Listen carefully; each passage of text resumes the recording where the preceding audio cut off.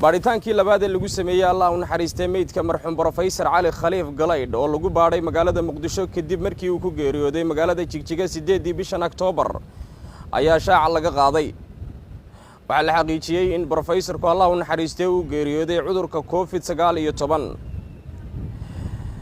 ehelada marxuumka madax dhaqameedka iyo garaadada kala duwan ee Allah u naxariistay Professor Cali Khaliif Galaydh ayaa xaqiijiyay in uu geeriyooday cudurka COVID-19 kadib markii baadhitaan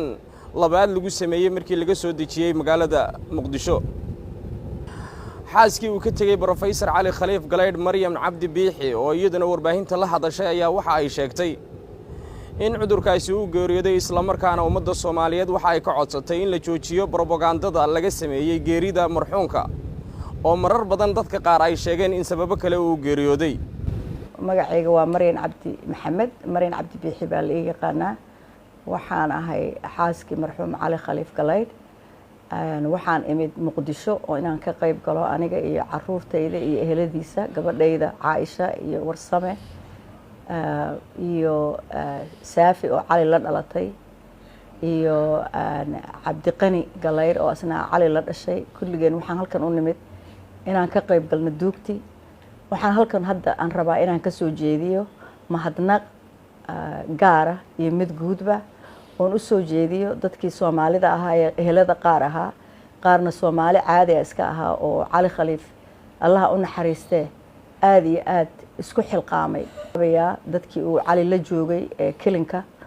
oo uu meesha uu ku xanuunsaday ahayd Jigjiga ee sida sharafta leh u hayay isku xilqaamay. annagoo dad badan ay ahaayeen waxaan soo qaadayaa Mustafa Maxamed Cumar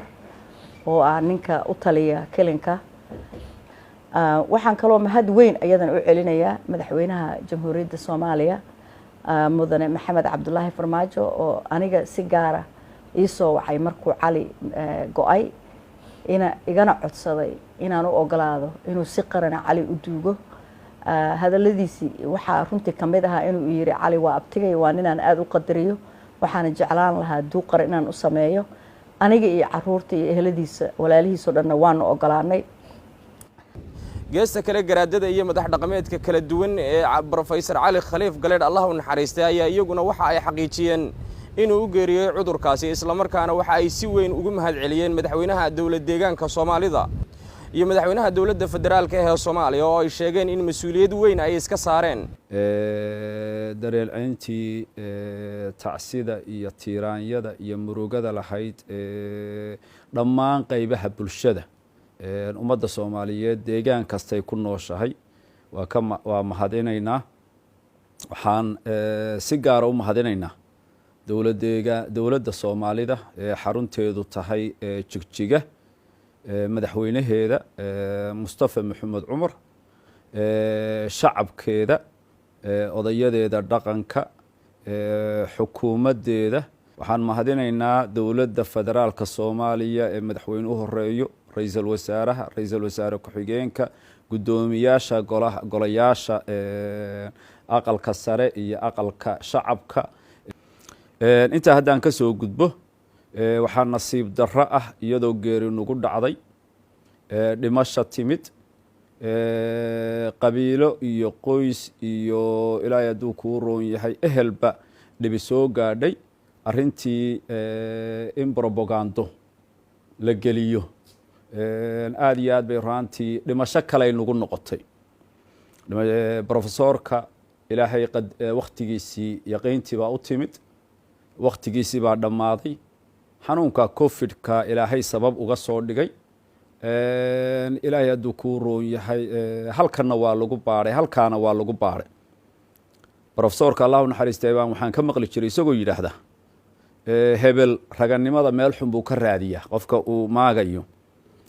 siyaasadda in meel xun laga raadiyo maaha. meela ayan siyaasaddu gelin oo aan laga raadin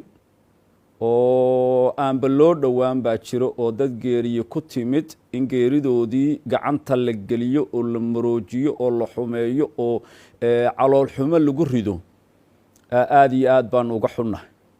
Cali Khaliif nin qaran buu ahaa nin qabiil ma ahayn ra'iisul wasaaraheennii horuu ahaa waxaa laynooga baahan yahay inaanu u ducayno maanta inaga mudan yahay ilaahay waxaanu uga baryanaa inuu ilaahay qabriga u nuuriyo ummadda soomaaliyeedna waxaanu ka codsananaa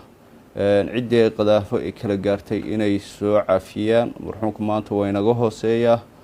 waxaan rabaa inaan aanu halkan uga mahad celino ummadda soomaaliyeed oo sida qarannimada maaragtay u aastay oo janaasadiisii meel kasta isaga yimi maaragtay professor cali khaliif galaydh allah u naxariistay professor cali khaliif galaydh oo ku geeriyooday da'da 78 sano jir ayaa waxaa la sheegay inuu noqonayo ra'iisul wasaarihii labaad ee Soomaaliyeed